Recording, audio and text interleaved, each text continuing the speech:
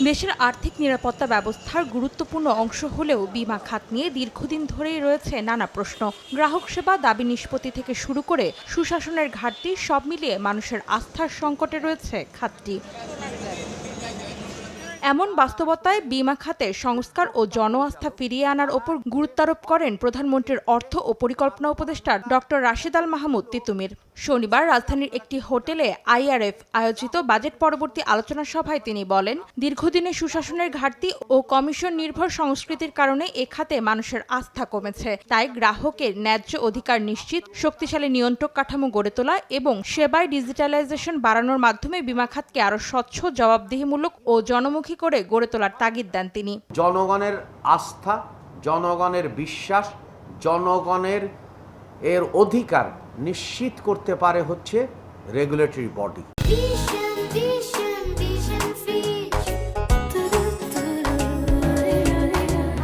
আমরা যেতে চাই যে একটা শক্তিশালী রেগুলেটরি কাঠামো গড়ে উঠুক, যার মাধ্যমে বাংলাদেশের সকল মানুষের মধ্যে বীমার গ্রহণের বিস্তৃতি বাড়বে, একই সঙ্গে জবাবদিহিতা বাড়বে এবং একই সঙ্গে যিনি গ্রাহক তার যেন প্রতিটি বিষয় অর্থাৎ তার ন্যায্য প্রাপ্তি ঘটে।